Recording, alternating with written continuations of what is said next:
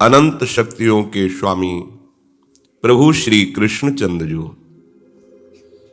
अर्जुन जी को निमित्त बनाकर ऐसा उपदेश कर रहे हैं जो केवल वही कर सकते हैं, दूसरा नहीं।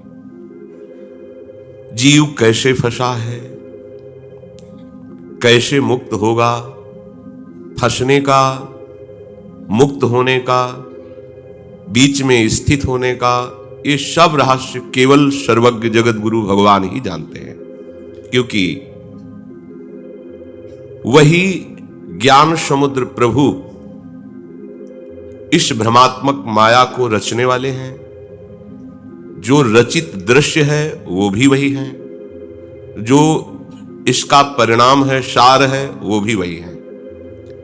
बीच में भ्रम करके अपने भगवत स्वरूप का विस्मरण करके जो हम द्वंद्वों में फंस गए हैं, उसके मुक्त होने के लिए हम ही को ये युक्ति स्वीकार करनी होगी। हमें किसी ने फंसाया नहीं है, हम स्वयं फंस गए हैं। स्वरूप को भूलकर, अपने अंशी को भूलकर मायाकृत भ्रमात्मक आकर्षण में स्वीकृति हमारी गलत हो गई। इसी को बदलना है। हम कौन हैं, जहां ये स्मृति जागृत हुई, हम किनके हैं, जहां ये स्थिति हुई, दुख, द्वंद्व, अशांति, नाना प्रकार के क्लेश, बंधन, इनका पता भी नहीं चलता। हर समय परमानंद की स्थिति रहती है। पर जब तक हम प्रभु के वचनों का श्रद्धा विश्वास पूर्वक श्रवण नहीं करेंगे, ये सर्वोपम बात है, इसमें महासुख भरा हुआ है, ऐसी महत्व बुद्धि रखकर मनन नहीं करेंगे और अपने जीवन में इसे उतारेंगे नहीं, तो हमारी जो गलत स्वीकृति है, गलत चिंतन है, वो हमको दुख, द्वंद्व, क्लेश, अशांति, जन्म मरण, अभाव ये देता रहेगा। जब तक हमारे हृदय में प्रभु के वचनों के द्वारा जो सिद्धांत बताया गया है उसका आदर नहीं होगा, तब तक आप इस भ्रम रूपी माया का उल्लंघन नहीं कर सकते, इसको जीत नहीं सकते। अर्जुन जी को प्रभु ने बताया कि जिसका मन पूरी तरह वश में किया हुआ नहीं है, वो अधकचरा योगी हमारा साक्षात्कार नहीं पाता। अगर वही प्रयत्न पूर्वक, दृढ़ता पूर्वक उपाय करे अभ्यास और वैराग्य के द्वारा, तो मन को वश में कर लेता है। जिसका मन वश में हो गया वो योगारूढ़ कहा जाता है और वही परमानंद को प्राप्त होता है। तो अर्जुन जी ने प्रश्न किया कि जिसका मन पूरी तरह वश में नहीं हुआ, योगारूढ़ नहीं हुआ, पर उसने निश्चय कर लिया कि हमें तो भगवत प्राप्ति करनी है, चल पड़ा भगवत मार्ग में, पर पहुंच नहीं पाया, उसकी क्या गति होगी? या कोई वासना का आदर हो गया, उसकी क्या गति होगी? जो परमात्मा प्राप्ति के लिए चल पड़ा, भजन शुरू कर दिया, पर पूरा नहीं हुआ, तो क्या वो बादलों की तरह छिन्न भिन्न हो जाता है, नष्ट हो जाता है? प्रभु ने कहा नहीं। भजन करने वाला, भगवत मार्ग का निश्चय करने वाला कभी नष्ट नहीं होता। नामे भक्ता प्रणश्यति, उसका नाश नहीं हो सकता।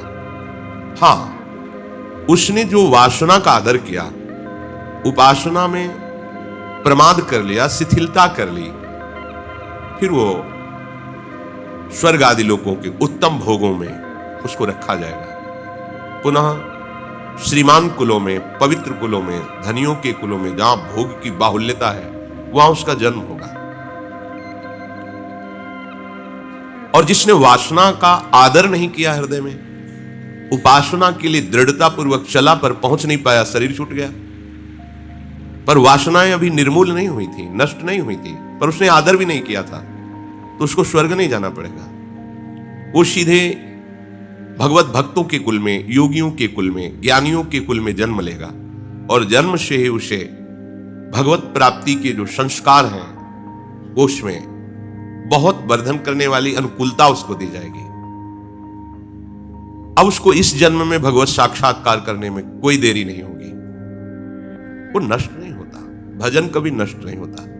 भगवान कह रहे तत्र तम बुद्धि संयोगम लभते पौर्वदेहिकम यतते च ततो भूयः संसिद्धौ कुरुनंदन। हे कुरुनंदन, वो योग भ्रष्ट जहां जन्म लेता है तो पहले जन्म की जो साधना है, भजन संपत्ति है, वो अनायास ही उसे अगले जन्म में प्राप्त हो जाती है। बहुत बड़ी बात है, सब कुछ नष्ट हो जाएगा, ये भजन संपत्ति नष्ट नहीं होती। पर ऐसी बुद्धि मारी गई है कि जो नष्ट हो जाती है, छूट जाती है, जिसका कोई अस्तित्व नहीं, उसके लिए हम अमूल्य समय को नष्ट करते हैं। पर जो हर समय हमें दुखों से बचाता है, महासुख की प्राप्ति कराता है, परम मित्र है, उस हम प्रभु के नाम रूपी संपत्ति को संग्रह नहीं कर रहे। यही देखकर बड़े बड़े महापुरुषों को दुख होता है कि दुर्लभो मानुषो देहो, कितना दुर्लभ मनुष्य शरीर है और इसे प्राप्त हुआ। पर ये इस दुर्लभ मनुष्य शरीर को व्यर्थ की वस्तुओं के बटोरने में, व्यर्थ के भोगों में नष्ट कर रहा है, ये जान नहीं पा रहा है कितने अज्ञान में समय नष्ट कर रहा है। यदि हमारे हृदय में बात बैठ जाए कि एक ही संपत्ति केवल यहां से चलती है हमारे साथ, वो है भजन संपत्ति, आध्यात्मिक संपत्ति। ये प्राकृतिक पार्थिव संपत्ति तो क्या शरीर ही नहीं जाता, फिर और क्या साथ चला जाएगा। तो जो संपत्ति साथ जानी है वो ऐसी कि किसी काल में नष्ट नहीं होती। पूर्व में योग भ्रष्ट हुआ, जब अगला जन्म लिया तो श्री भगवान कहते अनायास ही जहां से साधन रुका था वही उसे प्राप्त हो गया। अब उसकी वही साधना उसको अग्रसर करती है और बहुत जल्दी वो सिद्ध हो जाता है। तो किसी किसी को देखा जाता है बहुत कम अवस्था है, बहुत विशुद्ध ज्ञान, विशुद्ध भक्ति, बड़ा अध्यात्म में ऊंचाई पर, तो उसका एक जन्म का नहीं है, कई जन्मों से, अनेक जन्म संसिद्ध, कई जन्मों से लगा हुआ है, तब जाकर के उसके अंदर वो वस्तु आई। तो फिर कोई कह सकता है कि इस जन्म में मुझे कैसे भगवत प्राप्ति होगी, उसकी बात मान लो। जैसे इंजन बहुत पीछे से चला आ रहा है, पर जिस स्टेशन में आप खड़े हो वहीं से आप अपना डिब्बा जोड़ दो, आपको पीछे जाने की जरूरत नहीं है। इसीलिए तात स्वर्ग अपवर्ग सुख धरी तुलाए कंग, तूलनताय सकल मिली जो सुख लव सत्संग। एक क्षण मात्र के संत संग से जो लाभ प्राप्त होता है, उसके आगे स्वर्ग, भूतल का राज्य या मोक्ष पद भी नहीं रखा गया है। क्यों? अनेक जन्मों की साधना से जो उनको अनुभव हो रहा है, वो तुम्हें एक क्षण में दे रहे हैं। बस तुम्हारा श्रद्धा विश्वास उस पर हो जाए तो तुम वहीं से चलने लगोगे जहां से वो चलाना चाहते हैं। किसी भी महात्मा से आशीर्वाद मांगने की जरूरत नहीं होती। वो अनंत माताओं जैसा वात्सल्य लिए हुए आपको अपनी धरोहर देना चाहते हैं, पर आप लेना ही नहीं चाहते। वो आपको अपने समान बनाना चाहते हैं, वो अनंत सुख में डुबाना चाहते हैं, पर आप लेना नहीं चाहते। यदि लेना चाहें तो आपको अनेक जन्म दौड़ने की जरूरत नहीं है, अनेक जन्म साधना करने की जरूरत नहीं। उनकी बात मान लो। यह हेतु की कृपा से संयोग प्राप्त हुआ है। जो महत्संग है ये तुम्हारी साधना का फल नहीं है, ये किसी पुण्य का फल नहीं है। पुण्य फल से भी संत मिलते हैं, पुण्य पुंज बिन मिलहि न संता, पर उसकी पहचान होती है कि यदि आप सावधान नहीं चले तो छूट जाएगा, आपका पुण्य नष्ट हो जाएगा, उन संत के दर्शन भी नहीं पाओगे दोबारा, आपकी अश्रद्धा हो जाएगी, क्योंकि पुण्य नष्ट हो गए पुण्य बल से। और जिसे कृपा बल से संत मिलते हैं, अब मैं भाव भरोस हनुमंता, बिनु हरि कृपा मिले नहीं संता। तो कृपा नष्ट होने वाली वस्तु नहीं है। जो अपने को बड़ा धनी समझते हैं, उनमें चोरी, हिंसा, झूठ बोलना, दंभ नाटक करना, काम क्रोध, गर्व अहंकार, भेद बुद्धि, वैर अविश्वास, स्पर्धा, लंपटता, व्यभिचार, जुआ, ये सब दोष उसको घेर लेते हैं। जो धनाभिमानी होता है, मैं धनी, अभिमान तो था ही, पर एक कृपा भी थी। भाई जी के सत्संग में रोज जाते थे, धनी थे, अन्य दोष भी होंगे। अहंकार भी था, पर सत्संग में जाते थे, रोज प्रणाम करते, सत्संग सुनते, पर भाई जी से ईर्ष्या करते, उनकी निंदा करते।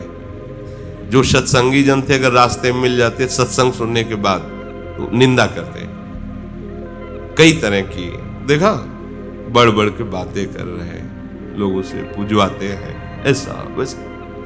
कुछ लोग ऐसे होते हैं।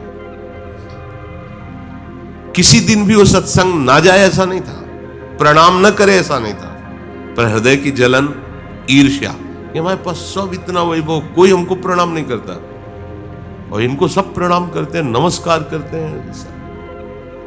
मतलब विचित्र बात है कि रोज जाना, सत्संग में नियमित जाना, पर वहां की बातों में क्यों में निकाल के और चलते हुए निंदा करना, और जहां भी बैठे भाई जी की निंदा करना। प्रणाम भी भाई जी सामने दिखाए प्रणाम करेंगे, ऐसे प्राय बहुत हृदय होते हैं। सामने तो प्रणाम नमस्कार और पीछे निंदा करना, वो अपनी जलन को नहीं सह पाते, अपनी मलिनता को और बढ़ाते हैं। वो यही समझते थे मेरे पास इतना ऐश्वर्य है, नौकर चाकर हैं, मैं बहुत धनी हूं, हमारे सामने भाई जी क्या है, पर इतना सम्मान इनका, जिसको देखो वही भाई भाई जी, प्रणाम नमस्कार, दौड़े पीछे घूम रहे हैं। मैं क्या करूं जो मेरा सम्मान हो, सब कुछ तो हमारे पास है, क्या कमी है? तेरे पास भगवान की ठसक नहीं है, प्रियालाल की ठसक नहीं है, ये पैसे से थोड़ी आती है, ये तो प्राण दिए यह प्रेम न पइए, ऐसो महंगो आई सखीरी। ये तो गुरु कृपा से मिलता है, आराध्य देव की कृपा से मिलता है। भगवान ने कहा है कि जो अनेक चित्त विभ्रांता मोह जाल समावृता प्रशक्ता काम भोगेशु पतंति नरके असुचौ, अपवित्र नरकों में इनको डाला जाता है। ये अनेक वृत्तियों में फंसे हुए भोगों में, ये जो संत महात्माओं की, वैष्णवों की निंदा करते हैं, अवहेलना करते हैं, अपमान करते हैं, ऐसे अपवित्र नरकों को भोगना पड़ता है। भाई जी के पास आना, उनको प्रणाम करना, देखो इसका प्रभाव, और भाई जी की निंदा करना, अपना अपना प्रभाव है। देखो बढ़िया अवसर कि अगर इस जलन को विवेक के द्वारा रोक लेते, निंदा ना करते, तो इसी जन्म में भगवत प्राप्ति हो जाती। इतने बड़े महापुरुष का दर्शन अमोघस्य, उनकी वाणी अमोघस्य, उनके द्वारा बताया हुआ साधन अमोघस्य, कोई असर उनके ऊपर नहीं पड़ता, आचरण में कुछ परिवर्तन नहीं, बस सत्संग आना, प्रणाम करना, सामने मधुर भाषण, पीछे निंदा, और कैसे इनको गिराया जा सके, ऐसा होता है। बहुत तो संतों की भागवतिक उन्नति देख करके हृदय शीतल होता, चलो कम से कम धर्म की महिमा, भगवत महिमा में लोगों की चित्तवृत्ति आकर्षित हो रही है। बेविचार से, मदिरापान से, नाना प्रकार की हिंसात्मक वृत्तियों से लोगों की वृत्ति हटकर प्रभु के नाम रूप में लग रही, बहुत अच्छा है। कुछ को लगता है कैसे करूं कि इसकी जगह मैं हो जाऊं, या भले मैं नरक जाऊं पर इसके मुंह पे कालिक पुत जाए, ऐसा। यद्यपि उनके भी हृदय में उसके प्रति श्रेष्ठ भाव होता है, तभी आंतरिक वृत्ति उसको सह न सकने के कारण द्वेष भाव में परिवर्तित हो जाती है। वो चाहते हैं कि ये बात सत्य है, पर स्वीकार उनके अंदर न होने के कारण वो उसको नीचा दिखाना चाहते हैं। राग में ही द्वेष होता है, अगर राग न हो तो द्वेष हो ही नहीं सकता। तो उनके प्रति भी मात्र बुद्धि होती है, पर उसे अपने अंदर ना लाने के कारण वो द्वेष में और द्वेष इतना भयानक, ये ईर्ष्या द्वेष है, कुछ भी कर सकता है, कुछ भी कर सकता है, बहुत भयानक है ये। तभी का कंचन तजना सहज है, सहज तिया का नेह, मान बड़ाई ईर्ष्या दुर्लभ तजनाए। ऐसे महापुरुष की निंदा में रत, धन का अभिमान, मान की चाह, बोलो अब दुर्गति में कौन सी कमी रह गई? पूरी की पूरी सामग्री तैयार। सत्संग में आना, भीतर से भाई जी को देखकर जलना, स्पर्धा करना, द्वेष करना। वो कहते भी थे कि इनके पास धन क्या है, कुछ नहीं, पर जिसको देखो भाई जी प्रणाम नमस्कार छाए हुए हैं। कैसा मतलब, अब उनके अंदर सहन नहीं हो रहा, क्या करें। अच्छा, जो भागवतिक महापुरुष होते हैं वो अपनी प्रशंसा चाहते नहीं, उनको बुरी लगती है, पर करें करावें आप सब, जने बढ़ाई दे। पैसा दे के प्रचार प्रसार करवाने से भी यश कीर्ति नहीं होती। जब आप करवाना चाहते हैं तो वो छुपना चाहता, वो छपा देते हैं, प्रकाशित कर देते हैं। इनका खेल है। भाई जी कभी चाहते थे कि मेरा यश हो, मुझे लोग जाने, अकिंचन भाव से रहते हैं। वहां के तत्कालीन बीकानेर के महाराजा भाई जी के सामने आते, साष्टांग दंडवत करते। भारत के बड़े बड़े अधिकारी आते, भाई जी के चरण स्पर्श करते, बड़ा महिमा।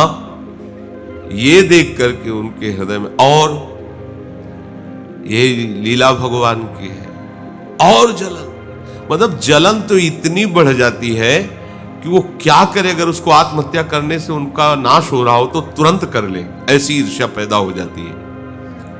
और जब भाई जी के सामने आते तो ऊपर से बड़ा प्रेम का दिखावा करते, बड़ी कृपा भाई जी आपकी, रोज सत्संग में आते हैं, रोज ऐसा सब।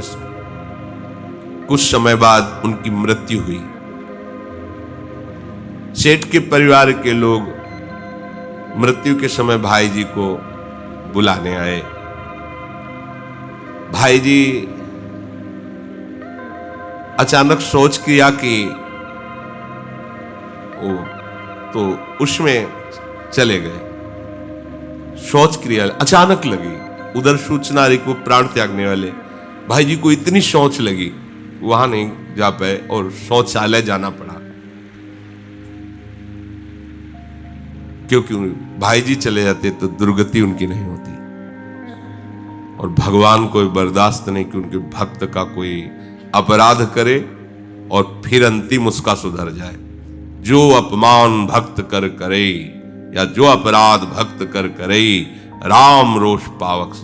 ऐसी सोच लगी कि भाई जी को एक सेकंड के लिए भी फुर्सत नहीं कि मैं जा सकूं वो शौचालय। तानहम द्विषतः क्रूरान संसारेषु नराधमान क्षिपाम्यजस्र मशुभाना मासुरीष्वेव योनिषु।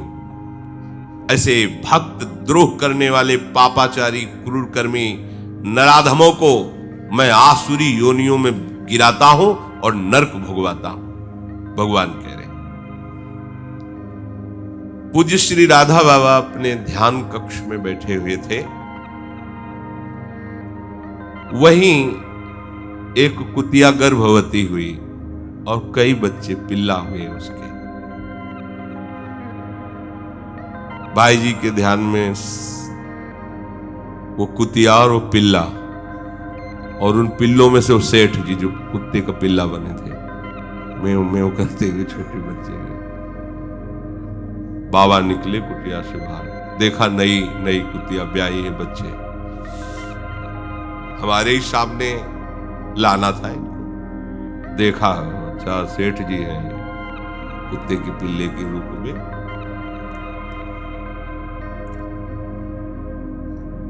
अब उपासना कक्ष में बैठे थे तो बार बार आता कि किसी तरह भाई जी का तो दर्शन किया है, उनके श्रीमुख के वचन सुने हैं, और इसने निंदा की है, तो कृपालु भगवान क्षमा कर दे इसे। संत का हृदय देखो कैसा होता है। अगर उनको दंड ही देना था तो फिर मेरे पास क्यों जन्म दिया? अच्छा, जन्म ही दे दिया तो मेरे ध्यान में क्यों लाए? संकेत क्यों किया कि वही सेठ है, कुत्ते का पिल्ला बन करके आया है? इसका मतलब भगवान इसका मंगल चाहते हैं।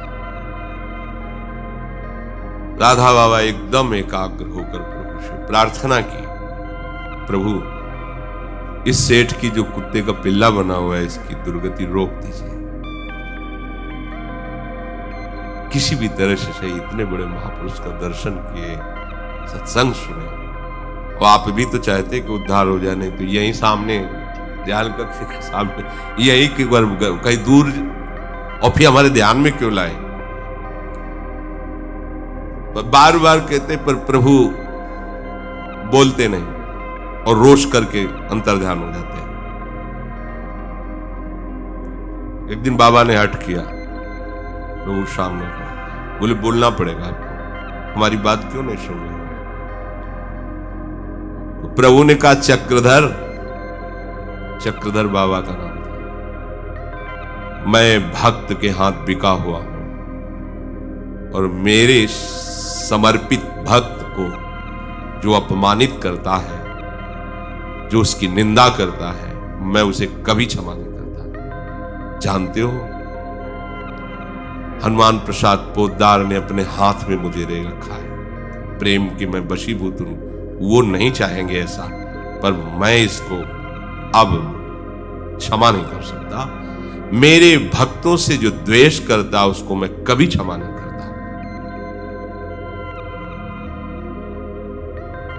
मैं तो पोद्दार का भक्त हूं, मैं भगवान नहीं उस समय। ये भगवान की महिमा, जैसे दुर्वासा जी से कहा कि ये सुदर्शन अम्बरीश के अधीन है, उन्हीं के चरण पकड़ो जाकर के। अब देखो रतनगढ़ में कितने कुत्ते होंगे, कितने पिल्ले होंगे, लेकिन रोज भाई जी को प्रणाम करता था, सत्संग सुनता, पर निंदा करता था। अमोघस्य संत ते होए न कारज। एक दिवस बाबा ने फिर श्री कृष्ण जी से कहा, अरे इसको पिल्ला बनाना था तो मेरे ही सामने कोई बार बार ला रहे हो, कहीं दूर ले जाओ। कहते हो हम इसका कल्याण नहीं कर सकते, क्षमा नहीं कर सकते। मेरे कक्ष के भजन के नीचे ही कुतिया बच्चा दिया और उसमें सेठ मेरे ध्यान में आया, मुझे बार बार विक्षेप पड़ रहा है, दुख हो रहा है, अब उसका कल्याण होना चाहिए। ये बार बार मेरी दृष्टि पथ में आता है और मेरा हृदय करुणा से भर जाता है, और आप करुणा समुद्र, मेरी बात तो सुन लो। बोलो इसके लिए मैं क्या करूं? बाबा ने कहा जिससे आप प्रसन्न हो जाओगे, कैसे आप राजी हो जाओगे, कैसे इसको क्षमा करोगे? प्रभु कुछ नहीं बोले, चले गए। सायंकाल बाबा बैठे हुए प्रभु की लीला का चिंतन कर रहे थे, वो बिल्ला फिर भागकर बाबा के सामने आया, कूं कूं करता हुआ, और बाबा की तरफ ऐसे पैर करके ऐसे बैठे। बाबा ने देखो, बोले कुछ भी हो जाए, तेरे को तो भगवत प्राप्ति कराएंगे। संतों का यही एक जगह बाबा के शायद शब्द थे कि जो भगवत भजन में उन्मत्त महात्मा होते हैं, जैसे पागल कुत्ता काट ले ना किसी को, वैसे सीधी हो जाए, ऐसे ही होता। भगवान कह रहे नहीं उद्धार होगा, कह रहे अब हो के रहेगा, देखते हो हट। इसीलिए मोरे मन प्रभु विश्वासा, राम ते अधिक राम करदासा। बड़ी व्यथा हुई। भाई जी अपने घर के मुख्य द्वार पर बैठे सोच के हाथ मटिया रहे थे, अकेले बैठे हुए चिंतन करते हाथ धो रहे थे। राधा बाबा जाकर खड़े हो गए। भाई जी ने बाबा को देखा, कहो स्वामी जी, क्योंकि ऐसे सहज में नहीं है, कैसे आप? वो एक सेठ थे जो आपकी निंदा भी करते थे, सत्संग में भी आते थे, प्रणाम भी करते थे, आपको याद है? हाँ हाँ याद है। बोले उनकी मृत्यु हो गई थी। हाँ हाँ हमें उस समय भी याद है, आए थे बुलाने पर, वो सोच लग गई थी। हाँ वो हमारे भजन कक्ष के नीचे कुतिया जो है ना, उसमें पिल्ला बन करके आए, चेंचे करते रहते हैं हमारे सामने। ये कि वो आपकी अकारण निंदा करते थे, बड़ा अपराध करते थे, मानते हैं, परंतु आपके लिए निंदा और स्तुति तो समान है। निंदा के रूप में ही सही, पर वो आपका चिंतन तो करते थे। भाई निंदा भी करने के लिए वो आकृति तो आएगी ना सामने। तो मुझे लगता है कि किसी भी तरह से आप जैसे महापुरुष का आश्रय, ऐसी दुर्गति नहीं होनी चाहिए। आपका जो सत्संग सुना, आपको प्रणाम किया, आपका चिंतन किया, वो कुत्ते की योनि में और ऐसे कष्ट में माना अपराध किया है। पर भाई जी आपको आपका ही गाया हुआ दोहा सुना रहे हैं, धनी के द्वारे पड़े रहो, धनी की ठोकर खाए, कबहू धनी निवाजी है, जो द्वार छाड़ नहीं जाए। देखो मनुष्य शरीर में भी वो रोज आता था, रोज प्रणाम करता था, कुत्ता बन के भी आपके ही द्वारे में। तो भाई जी उसकी तरफ से हम क्षमा मांगते हैं, आप क्षमा कर दो और उस पर कृपा कर। देखो कैसा हृदय संतों का होता है। मुझे नहीं शाह जा रहा उसको कुत्ते के रूप में देखकर, सदगति निश्चित होनी चाहिए। यह हट है संतों का। जैसे बच्चा हट कर ले तो मां को पूर्ण करना पड़ता है। जब तक आप कृपा नहीं करेंगे तो इसको विश्व की परम शक्ति भी इसका मंगल करने में असमर्थ है, क्योंकि सीधे हमने श्री कृष्ण से बात किया है, उन्होंने कहा कुछ नहीं हो सकता, इसको तो दंड भोगना पड़ेगा। और मैंने देखा है कि कल्पों तक शूकर कुकर सरीसृपादि निम्न योनियों में जाएगा, कल्पों तक, इसके कोई उद्धार के चांस नहीं। भाई जी आप इस अधोगति से इसको बचा लीजिए, आप इसे क्षमा कर दीजिए, मैं क्षमा मांगता हूं। कैसे संत हृदय, देखो कैसा होता है संत हृदय। भाई जी इसके अपराध को क्षमा कर इसको महान दुख राशि से मुक्त कर दीजिए, ये उत्तम गति को प्राप्त करे।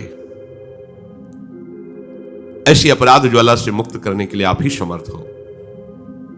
मेरा हृदय बार बार इसके लिए करुणा कर रहा है, इसकी अधोगति नहीं होनी चाहिए। भाई जी ये बात सुनकर के उठ खड़े हुए और बड़े प्यार से मिट्टी से सने हुए दोनों हाथ राधा बाबा के कंधे पर रखे और बड़े स्नेह से कहा, स्वामी जी क्या आप समझते हैं मैं ऐसा निठुर हूं? क्या आपका हृदय मेरा हृदय दो हृदय है? जब आपके हृदय में इतनी करुणा है तो इस हृदय में हमने तो अपराध ही नहीं माना। ये तो श्री कृष्ण की लीला है कि उन्होंने उसे दंड दिया। मुझे इस बात का तनिक भी कोई रोष या कि उसको ये दंड मिले, कदापि नहीं। क्षमा तो तब करे जब हमने अपराध ही माना हो, हमने तो माना ही नहीं, ये तो उनकी लीला है। अब आप निश्चिंत हो जाइए। राधा बाबा से कहा, देखो इसने हमारी निंदा की, श्री कृष्ण ने इसे दंड दिया, आपकी कृपा इसके ऊपर हुई, तो अब देखो मैं इसे सीधा लीला में प्रवेश कराता हूं। भाई जी ने कहा सीधा लीला में। अब आप देखना कुछ ही दिनों में मर जाएगा ये पिल्ला, कुछ ही दिनों में ये मर जाएगा। और ये कुछ दिन में अर्थात 2 या 4 दिन में, और जहां मरा तो आपको यह अनुभव होगा कि वो कहां गया, सीधे आपको पता चलेगा। ऐसा नहीं कि वो सीधे भगवान की लीला में प्रवेश करेगा। भाई जी ने कहा जहां मैं हूं भावदेव में, वहीं ये भी पहुंच जाएगा।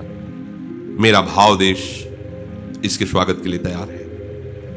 यद्यपि मुझ में किंचन मात्र ऐसी सामर्थ्य नहीं, ये सब राधा माधव की सामर्थ्य है, परंतु हां ये रहस्य आप किसी से भी नहीं बताएंगे। ये वचन हमारे सामने दो कि सेठ के पिल्ले रूप में आने का इसके परिवार को भी खबर नहीं होगी, परम धाम जाने का, आपका प्रार्थना करने का, हमारा बोलने का, ये हमारे जीवन काल में बात प्रकाशित नहीं होनी चाहिए, किसी को भी आप गुप्त रखना। राधा माधव की कृपा हुई और बाबा ने देखा कि वो पिल्ला मर गया। जे भी मरा तो देखा भाव देव प्राप्त करके लीला में प्रवेश कर। भाई जी की महानुभावता देखकर बाबा का द्रवित चित्त नाच पड़ा और लगा कि इनके चरण पकड़ के बस इन्हीं में लौटता रहूं। ये गति बड़ी दुर्लभ गति है, लीला में प्रवेश होना। प्यार उड़म क्षमते नयच्छी सुखादि नाम ध्यानगम। मन के भावों को रोक करके बाबा, क्योंकि भाई जी को पसंद नहीं था कि बाहर बाबा ऐसा कि चरण पकड़ के लौटे हो, जय हो। तो जिसमें स्वामी की रुचि हो सेवक की वही प्रधान। नेत्रों में भाव बसाकर भजन कक्ष में एकांत में बाबा हो गए। तो इस प्रसंग से पता चला यद्यपि ये निंदनीय है, नहीं करना चाहिए, पर इससे पता चला किसी भी तरह से प्रभु से जुड़ जाना कितना बड़ा मंगल का विधान बना। किसी भी तरह, यद्यपि कोई पद्धति नहीं है। अगर राधा बाबा कृपा न करते तो वही कह रहे हैं कि मैं कल्पों तक देख रहा हूं इसका क्रम, नाली का कीड़ा सुअर क्या क्या ये बनेगा जाके, इसका कभी उद्धार नहीं हो सकता। ये तो महापुरुषों के समीप बैठने का और उनके वचन सुनने का, अभाव से ही सही उनके सामने सर झुकाने का ये सौभाग्य दिया। नाराज थे श्री कृष्ण, पर बहुत अंदर से कृपा भी की, नहीं तो ऐसे महापुरुष की दृष्टि में क्यों लाते, काम बन गया। इसका भाव ये है। यद्यपि बिल्कुल ऐसा नहीं करना चाहिए, किसी की भी निंदा नहीं करनी चाहिए, पर किसी भी तरह से संत से जुड़ जाए तो उसका अमंगल नहीं हो सकता, किसी भी तरह से। संतों का स्वभाव ही ऐसा होता है, जो महामोद करने वाला होता है, महामंगल करने वाला होता है। अब थोड़ा बड़ा भजन तो करता ही होगा, सत्संग भी सुनता था, प्रणाम भी करता, थोड़ा भागवतिक साधन तो बनता, पर भयंकर अपराध ये कि वैष्णव निंदा, भक्त निंदा, पर किसी भी तरह से महापुरुषों से जुड़ जाना उसके लिए।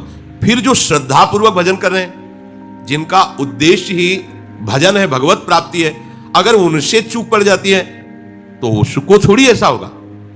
देखो, यह अपराध की बात है। चूक होना और अपराध होना अंतर होता है। ये तो खुला अपराध शास्त्रीय सिद्धांत है, इसमें तो दुर्गति बिल्कुल बिल्कुल पक्की है।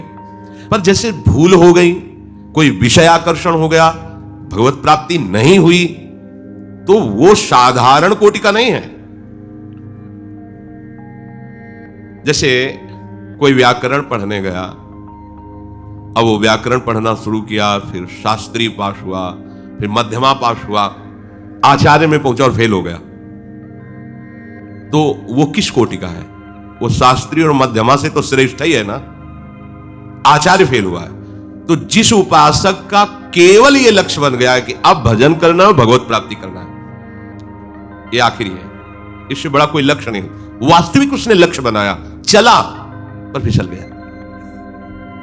विषयाकर्षण, माया दुरत्या, किसी भी अब उसकी ऐसी नहीं है कि वो पुण्यात्माओं के यज्ञ करने वाले, तपस्या करने वाले, साधन करने वाले अन्य उनकी तरह नहीं। उसका ये जो भजन बना, जो निश्चय बना कि मुझे इसी जन्म में भगवत प्राप्ति करनी है, नहीं कर पाया, चूक हो गई, तो अगर वासना का आदर किया तो स्वर्ग आदि लोग, अगर वासना का अनादर करते हुए भगवत प्राप्ति नहीं कर पाया तो सीधे ऐसे कुलों में जहां उसको भगवत मार्ग पुष्ट करने वाला जन्म से ही संयोग प्राप्त हुआ।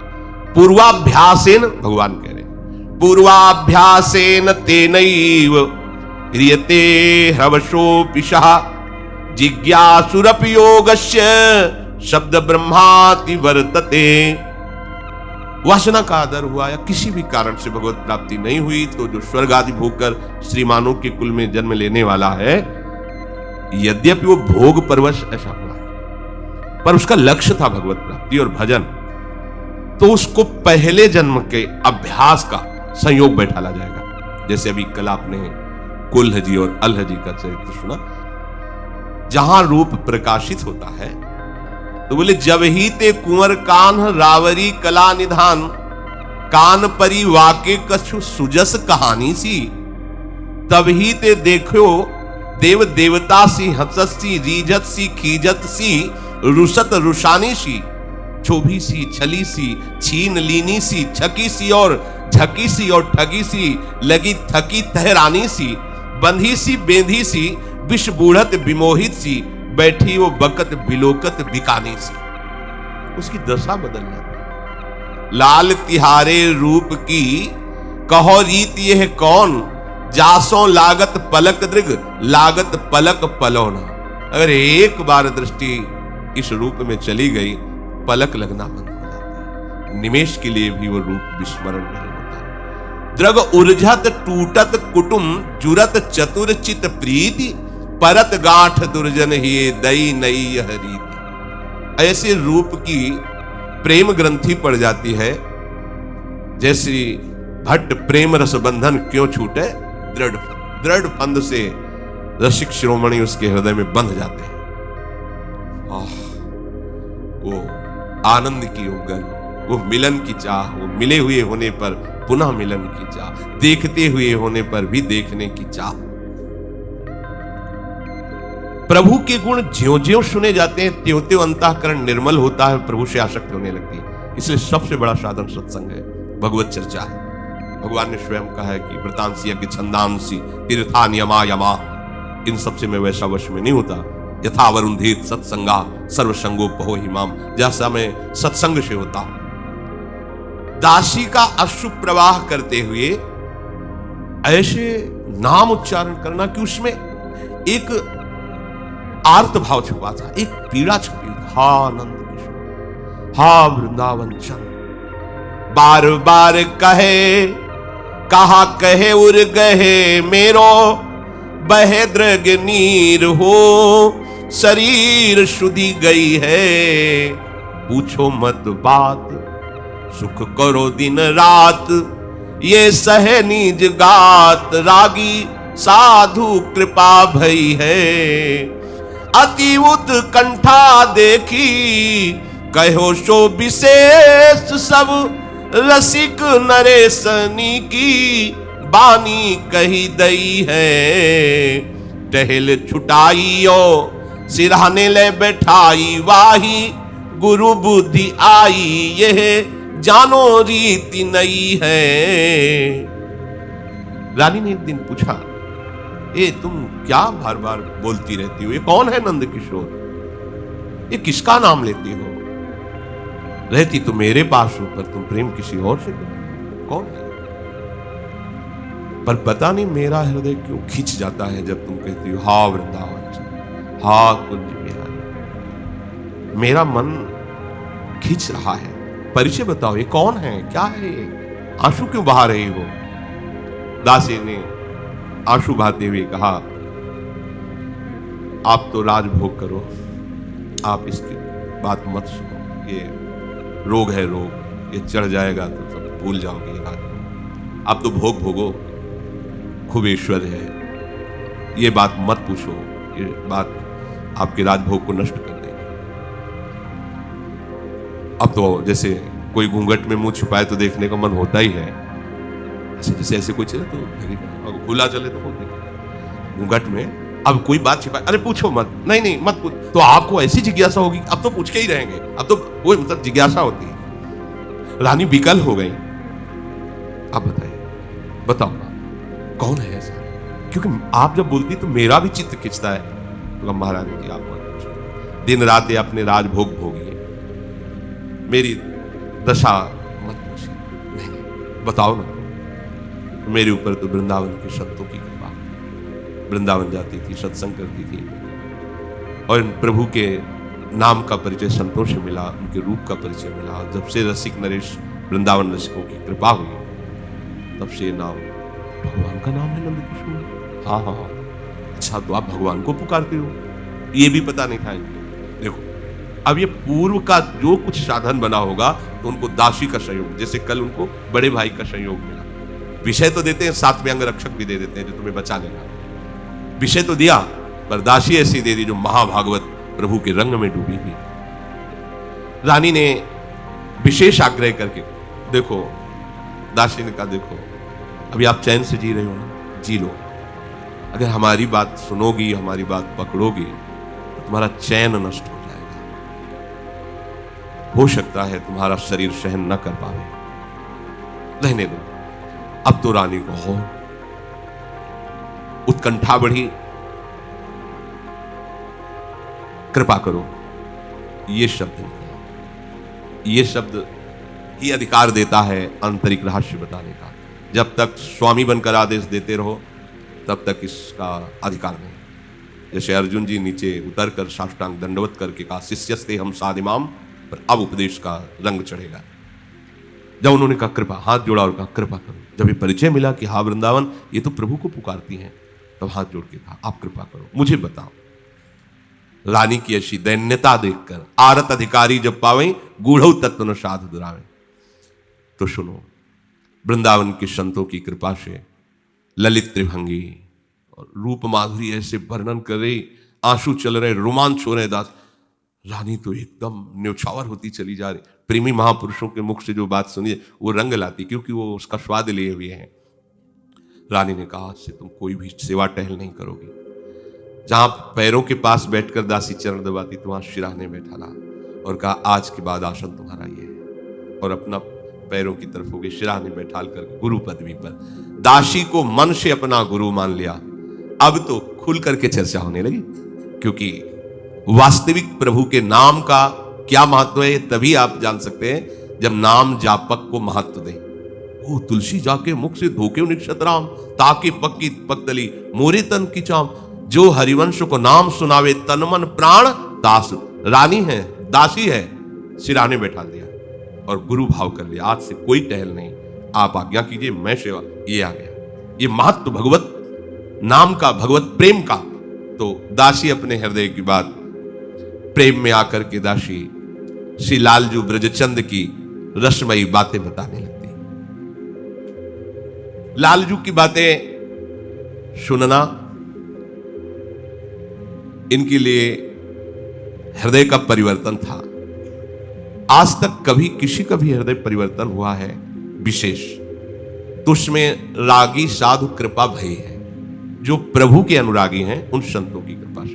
गोस्वामी जी स्पष्ट कहते हैं, मति कीरति गति भूति भलाई, जब जेहि जतन जहां जे पाई, सो जानो सतसंग प्रभाव, लोकहु वेदना आनो पाओ। मुख्यतस्तु महत कृपैव, ये मुख्यता भगवत कृपा से महापुरुषों का संग मिल जाने पर होती है। भगवत कृपा लेशाद्वा, रानी के ऊपर कृपा हो गई। यही है, भजन कभी नष्ट नहीं होता। देखो पूरा जीवन व्यतीत हो जाता, जान भी नहीं पाती कि प्रभु है कोई और उनका नाम भी है।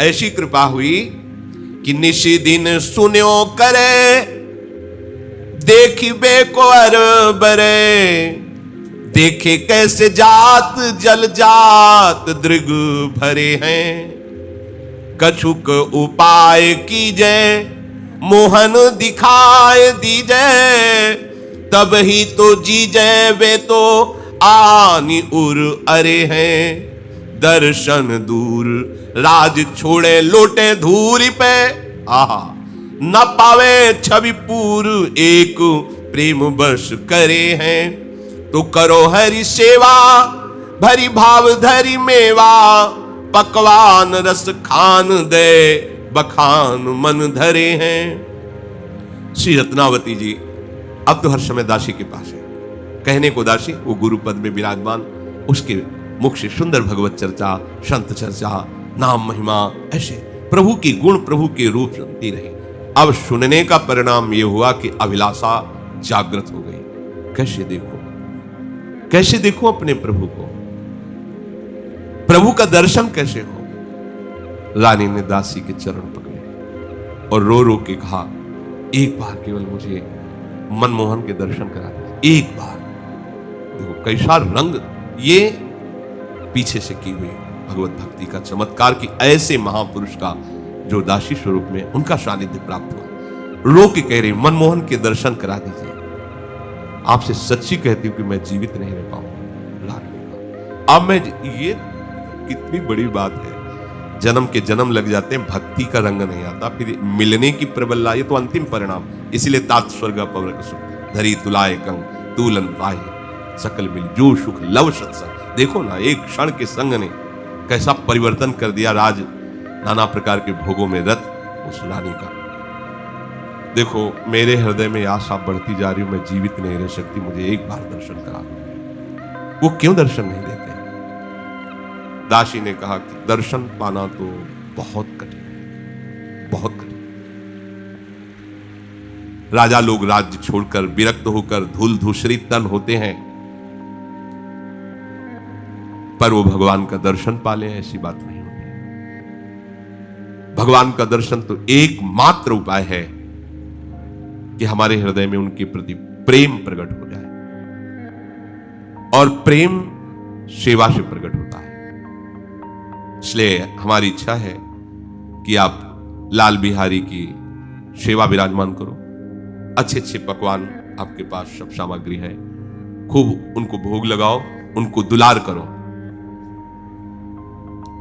प्रभु के प्रति जितना अपनापन होता जाएगा उतना ही प्रेम बढ़ता जाएगा, और उसी प्रेम में जहां आप सेवा कर रहे हो वहीं से वो प्रकाशित हो जाएगा। राधा बाबा को छवि से ही पहले हुए थे, जो श्री कृष्ण की छवि थी वही ऐसा लग रहा था, वही हमारे हृदय में आकर विराज, हृदय से निकलकर छवि में, छवि से निकलकर एक हो गए, बाहर भीतर एक प्रभु हो गए। इंद्रनील मणि रूप प्रगट स्वरूप कियो, लियो वह भावयो स्वभाव मिली चली है, नाना विधि राग भोग लाड़ को प्रयोग जामे, जामिनी सुपन जोग भई रंग रली है, करत श्रृंगार छवि सागर न पारावार, रहत निहारी वाही माधुरी सुपली है, कोटिक उपाय करे जोग यज्ञ पार परे, ए पे नहीं पावे यह दूर प्रेम गली है। जैसा गुरु स्वरूपा दासी ने आदेश किया, वैसे ही रत्नावती जी ने इंद्र नीलमणि की एक प्रभु श्याम सुंदर की मूर्ति बनवाई, अर्चा विग्रह के रूप में प्रभु को सेवा में विराजमान किया। दासी ने जैसी जैसी सेवा की भावना बताई वो अपने हृदय में धारण कर वैसे ही इस मार्ग में लाड़ की प्रधानता, लाड़ माने दुलार, प्रेम मार्ग में वैदिक सिद्धांत नहीं, भाव सिद्धांत, दुलार। जैसे हमें जब जो आवश्यकता होती वैसे ही हम प्यारी जो सर्दी है अंगीठी, सर्दी है गर्म कपड़े, सर्दी है गुनगुना जल, जिससे उनको सुख में, बिल्कुल वैसे ही आत्मवत दासी के साथ मिलकर के प्रभु की सेवा प्रारंभ कर दी। अब रानी थी, संपत्ति की तो कमी नहीं, सुंदर सुंदर आभूषण श्रृंगारित करना, प्रभु को भोग लगाना, प्रभु को शयन कराना, और जब शयन करती तो देखती कि स्वप्न में भी वही सेवा कर रहे। ये ऐसे प्रेम होता है, जागृत में तन्मयता हुई और स्वप्न में भी देख रहे हैं, ऐसा ही होता है। बिना प्रगट सेवा के बहुत दूरी है प्रेम गली, ए पे नहीं पावे ये दूर प्रेम गली है। इसीलिए देखो सब सेवा परायण हृदय धाम है, प्यारी जी की सेवा। अब तो और गहरा प्रेम रंग चढ़ा, स्वप्न में भी वही सेवा इंद्र नीलमणि ठाकुर, सुंदर सुंदर कोमल वस्त्र, आभूषण, चंदनाद, इनसे श्रृंगार करना, घंटों श्रृंगार में डूबे रहना, फिर श्रृंगार करके टकटकी लगा करके एकदम उसी श्रृंगारित प्रभु के रूप का दर्शन करना। अब तो प्राण व्याकुल हो गए रूप माधुरी के लिए। कोई करोड़ों यज्ञ करे, योग करे, साधना करे, संसार से मुक्त भी हो जाए, पर प्रभु का प्रेम नहीं प्राप्त कर सकता। ये साधनों से नहीं, ये प्रेम पथ अत्यंत दुर्लभ है। प्रभु की सेवा, प्रभु का चिंतन अब हृदय में। देखियो ई चहेती तऊ कहेती उपाय कहा, अहो चाह बात कहो कौन को सुनाइए। कही जू बनाओ ढिग महल के ठौर, एक चौकी ले बैठाओ चहूं और समझाइए। आवे हरि प्यारे तिन्हें ल्यावे वे लिवाए, इहां रहते धुआए पाए रुचि उपजाइए। नाना विधि पाक श्यामा आगे आनी धरे, आप डारी चीक देखो श्याम द्रगनी लखाइए। रत्नावती जी को जो लालसा जगी हुई थी नाम और गुण सुनने से, उसमें और आग लग गई सेवा से। अब तो क्या करूं, अब भी दर्शन नहीं हो रहे प्रकट। दासी से पूछा, आपने जो जो कहा अब क्या करूं, अब तो जिया नहीं जा रहा, हमें प्रगट दर्शन चाहिए, क्या उपाय हो सकता है। ये देखो महापुरुषों के संग का प्रभाव, ठीक पद्धति प्राप्त होती है। मैं आपको अब अंतिम उपाय बताती हूं, इसमें निश्चित भगवत साक्षात्कार होता है। आप महल के निकट एक संत निवास बनाइए, नगर से बाहर सभी मार्गों पर विश्वसनीय पहरेदार बैठा लिए और उनको समझा दीजिए कि किसी भी वैष्णव साधु को देखें तो प्रणाम करके हाथ जोड़कर विनय पूर्वक, श्रद्धा पूर्वक यहां महल में लावें। पास में जो संत निवास है उनको यहां लाया जाए, उनके चरण पखारे जाए, विनय करके उनको सुंदर सुंदर भोजन पवाया जाए, और आप एक चिक डाल करके, क्योंकि रानी बाहर प्रगट में नहीं, आप उन संतों का दर्शन कीजिए, फिर आप देखिए आपको श्याम सुंदर उन्हीं संतों के बीच में दिखाई देंगे। क्योंकि अगर कहीं ढूंढना है प्रभु को तो संतों के बीच में, कभी भी कहीं भी किसी को भी मिले ना, संतों से मिले। चली मन ढूंढने जाइए सतपुर के छौना। ये लालजू क्या है, गुरु के लाडले हैं, संतों के लाडले हैं। सिर के साटे पाइए ये राम खिलौना, दयाभिमान छोड़कर सदगुरु के हाथ बिक जाओ तो ये उनके छौना है, आपके खिलौना बन जाएंगे। प्रेम जंजीर जराए के गही राखो भाई, इन संतन के मोह होते मिले हैं रघुराई। जो आसक्ति संसार में बंधन का कारण है, भगवान कपिल देव जी कहते हैं वही आसक्ति यदि संतों से कर ली जाए तो मोक्ष का खुला हुआ द्वार है। जो मोह संसार के बंधन का हेतु है, श्री मलुकदास जी कह रहे हैं, प्रेम जंजीर जराए के गहि राखो भाई, इन संतन के मोह ते मिले हैं रघुराई। कृष्ण कृष्ण नित पढ़त है, सुचिते चित लागे, पाए टिके नहीं पाप के सब ही दुख भागे। कह मलूक सब छाड़ के गहिले ये हाला, जोई जोई मूरत संत की सोई देख गोपाला। संत के रूप में भगवंत ही विराजमान है, आपको ऐसा अंतिम में अनुभव हो जाएगा। ऐसा ही किया। सबसे बढ़िया बात रत्नावती जी की है कि जिस दिन से स्वीकार किया गुरु पद में ना, एक भी बात नहीं काटी, जैसा वो आदेश करती गई। अब महल के बगल में आदेश हुआ संत निवास की रचना। बाहर पार्षद लगा दिए गए सेवक, जहां कोई दूर दूर संत वैष्णव आदर के साथ उनको वहां पास में जो संत भवन था, संत निवास था, लाए उनका चरणामृत उतारना, भोग पवाना। आवे हरि प्यारे साधु, सेवा करी टारे दिन, किहूं पाव धारे जिन्हें ब्रज भूमि प्यारी है। जुगले किशोर गावे, नैननी बहावे नीर, होए गई अधीर रूप द्रगनी निहारिये। पूछी वा खवासीन सो जुरानी कौन अंग, जाके इतनी अटक संग भंग सुख भारिये। चली उठी हाथ गयो रहो नहीं जात हो, सहो दुख लाज बड़ी तनक विचारिये। महल के समीप संत निवास, वहां भगवान के प्यारे भक्त जनाने लगे। खूब नाम कीर्तन भगवत चर्चा हो रही, सुंदर उनकी सेवा भोग पकवान आदि से।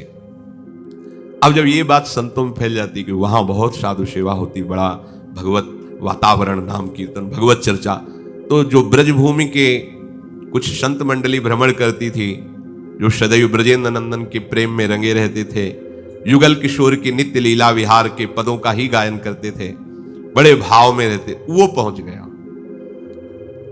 अब वो संत निवास में प्रिया प्रीतम के पद गा रहे थे, नेत्रों से अश्रुधारा बह रही थी। प्रेम मगन उन रसिक संत के स्वरूप को रानी ने चिक के अंदर से देखा, व्याकुल हो गई। क्या यह बंधन है कि मैं ऐसे संत के समीप नहीं बैठ सकती? रानी ने दासी से कहा, मैं नहीं रुक सकती, इन संत के समीप जाऊंगी, इस संत मंडली के चरणों में प्रणाम करूंगी और इनके पास बैठ करके ये भगवत चर्चा सुनूंगी। दासी ने कहा, आप ऐसा बिल्कुल मत सोचिए, आप रानी हैं, महल से बिल्कुल नहीं बाहर जा सकती आप। रानी ने कहा, था बताओ कौन सा अंग रानी, मैं अभी काट के फेंक देती हूं, मुझे जाना है। कौन सा अंग ऐसा है जो रानी है, मैं अभी उसे हटा देती हूं। कहां रानी पने की मुहर लगी है, क्यों मुझे रोका जा रहा है? अब मैं ऐसे दूर से संत संग नहीं, समीप जाऊंगी। कहते कहते रानी उठी, चल पड़ी। दासी ने हाथ पकड़कर रोक लिया। रानी बोली, देखो अब मुझसे रहा नहीं जाता, आप विचार करके बताइए कि ये कुल की लज्जा लेकर बैठूं या इन संत महापुरुषों के नेत्रों से झरते हुए प्रेमामृत, मुख से झरते हुए वचनामृत और उनके समीप बैठने का जो सुख है वो लूं। अब मुझसे नहीं रहा, ये दुख नहीं सहा जाएगा, मैं उनके सानिध्य को नहीं छोड़ सकती। देखो मैं बिचारी हरि रूप रस सार, ताको कीजिए आहार, लाज कानी नी के टारिये। रुकत उतरी आई, जहां साधु सुख दाई, आनी लपटाई पाए बिन तिल धारिये। संतनी जिमाए वे की निज कर अभिलाष, लाख लाख भातीन सो कैसे के उचारिये। आज्ञा जोई दीजय सोई कीजय सुखवाही में, जो प्रीति अवगाही कही करो लागी प्यारी। रत्नावती जी ने अपनी दासी गुरु से कहा, मैंने सब सोच विचार कर देख लिया, अब यदि सुखसार प्रभु को प्राप्त करना है, मुझे इस रानीपने का, लोक लज्जा का, कुल की मर्यादा का पूर्णता त्याग करना होगा। मैं रानी बनकर के अब नहीं रह सकती। कहा था शुरू में दास, मत पूछो, हमारा ये सब जो राजभोग है सब नष्ट हो जाएगा। अब मेरा आस्वादन है श्री कृष्ण की लीला, श्री कृष्ण का रूप। आज से मैं कोई भी लोक लज्जा, कुल मर्यादा और रानी पने को बिल्कुल नहीं रखूंगी। आपकी भी बात नहीं मानूंगी। राजदासी हाथ पकड़ के रोकती रही, जो गुरु स्वरूप पर बिल्कुल नहीं रुकी, उतर गई।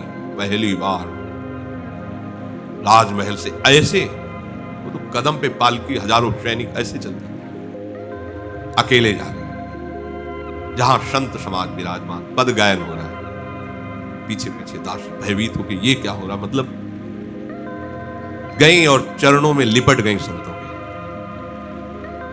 प्रार्थना की, आज हम अपने हाथ से परोस परोस कर आप सब संतों को पाएंगे। संतों ने देखा आंसू चल रहे, रोमांच हो रहा है, ये तो महाभागवत है।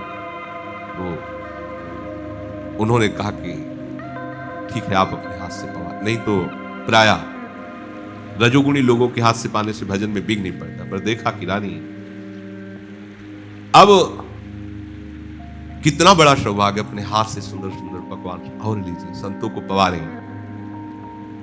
प्रसाद पवाने के बाद हाथ जोड़कर सब संतों से प्रणाम की मुद्रा में कहा, आप लोग मुझे वही आज्ञा करें जिससे मुझे श्याम सुंदर दिखाई देने लगे। मैं क्या करूं, आपको कैसे सुख पहुंचाऊं कि श्याम सुंदर प्रसन्न हो जाए, क्योंकि दासी ने कहा कि अगर संत प्रसन्न हो गए तो लाल गोपाल वहीं प्रकट हो जाएंगे।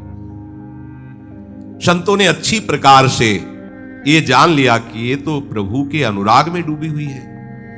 संतों ने आज्ञा कर दी, आप तुम्हारी जैसी मन में आवे, जो पवाना हो जाए, खूब सेवा करो।